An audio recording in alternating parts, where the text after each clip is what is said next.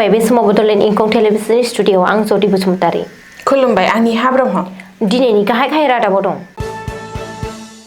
BPF आ सा 11 बिजाथिनि फारिलाइ फोसावबाय। कंग्रेस आरो रायजो दलनि गोरोबथाया जोबथा महर मोनबाय। गिबि मन्थ्रि डक्टर हिमन्त बिश्व शर्माया नमिनेसन गथायबाय। काजिरङायाव गान्दानि गाग्लोबनायाव फरेस्ट गार्डनि जखम। बिजनीआव BPF नि बिजाथि दाबिना मददगिरिफोरा सोमावसारदों। काजलगावआव नमिनेसन होनो थांनाय BPF UPPL नि मावथिफोरा बुलायदों। दानिया फैदो आबुं रादाबाव।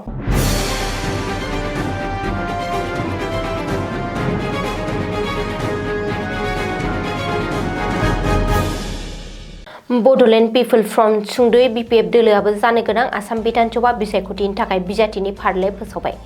BPF आ बिस्थिबारखालि मोनाबिलियाव सा 11 बिजाथिनि फारिलाइखौ फोसावदों। BTC गाहाय मावफुं सोद्रोमा आरो BPF नि आफादगिरि हाग्रामा महिलारिया क'क्राझार नोगोराव थानाय दोलोनि गाहाय मावख'आव मोनसे खौरांगिरि मेल खुंनानै सा 11 बिजाथिनि फारिलाइखौ फोसावदों।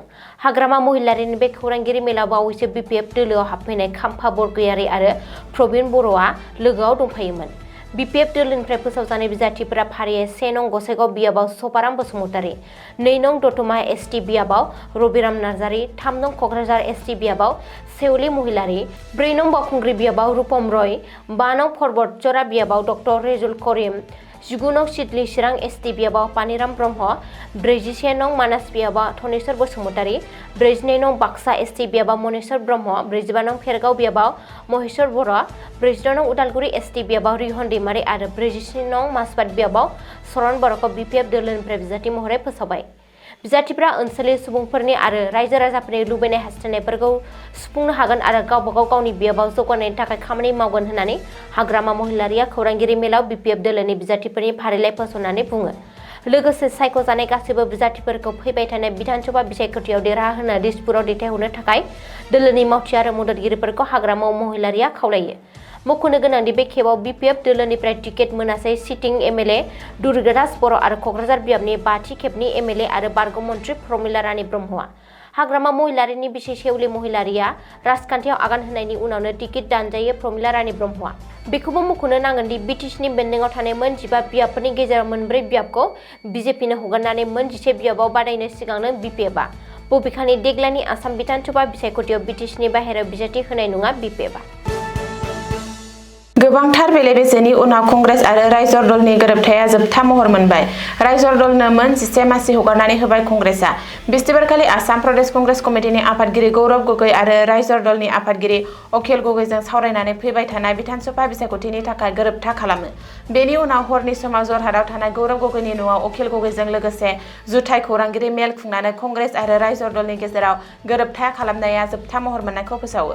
खौरांगिरि मेलाव अखिल गगैया बुङो दि गोबाव सम बेले-बेजे आरो सावरायनायनि उनाव बे बुजिलायनाया आबुं जाबाय आरो गोरोबथाया जोबथा महर मोनबाय। फैबाय थानाय बिसायख'थियाव कंग्रेस दैदेनगिरि गौरव गगैखौ गिबि मन्थ्रि महरै फसंनो थाखाय जयै खामानि मावगोन। बबेखानि बिजाथिया सासे जानो हागौ, नाथाय देरहासारनो थाखाय बयनिबो हेफाजाब नांगौ। रायजोनि सुबुंफोरा हिमन्त बिश्व शर्मानि खुंथायनिफ्राय रेहाय मोननो लुबैयो आरो बेनिखायनो बेरेखा हान्जाफोरनि गेजेराव खौसेथिया गोनांथार होननानैबो अखिल गगैया बुंदों। रिपर्ट बादिब्ला शिबसागर मौर्यनि दलगाव थिं, शिशिबरगाव, तेजपुर, दिग्बय, बकाखात, मानास, कलियाबर, मार्घेरिटा, गवालपारा सानजा आरो गौरीपुर बायदि बियाबखौ कंग्रेसआ रायजो दलनो हगारनानै होदों। बावैसो BJPआव थांनाय जरहाटनि MP प्रत्युत बड'लैनि फिसाज्ला प्रियांक बड'लैया बिस्थिबारखालि फुङाव मार्घेरिटा बियाबनिफ्राय बिजाथि जानो नेवसिदोंमोन। गुबुन फारसे मन्दिया बियाबखौ कंग्रेसनि थाखाय हगारनानै होदों।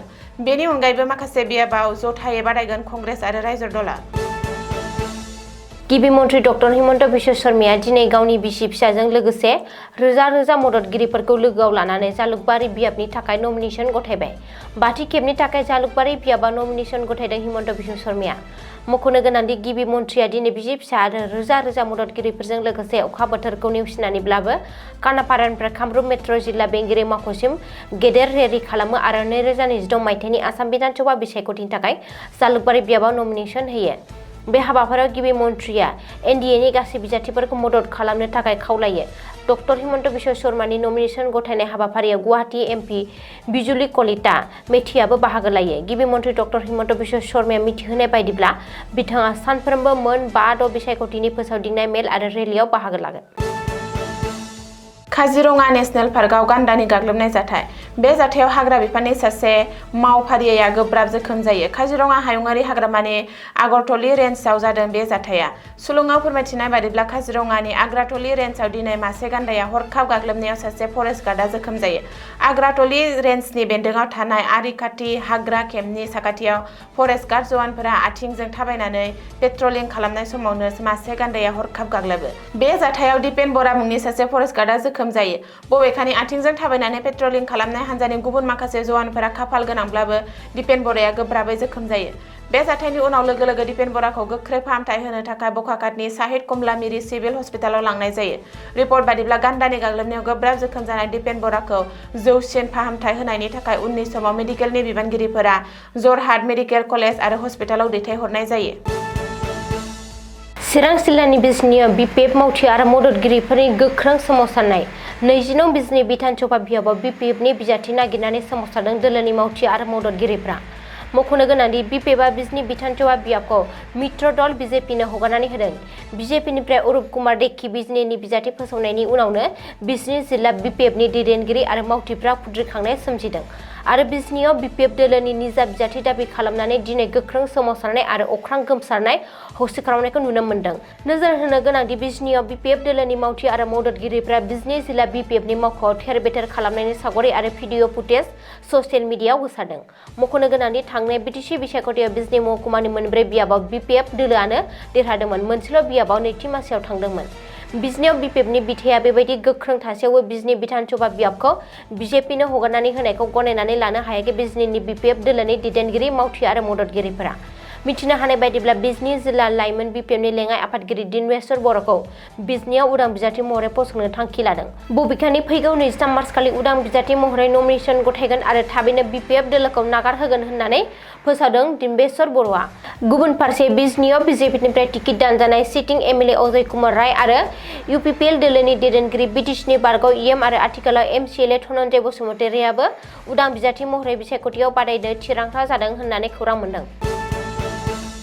बिधान सभा बिसायख'थिनि थाखाय नमिनेसन होनो थांनाय समावनो हिंसायारि जाथाय। बिपिएफ आरो इउपिपिएल दोलोनि मददगिरिफोरा नमिनेसन गथायनो थांनाय समावनो बुलायदों।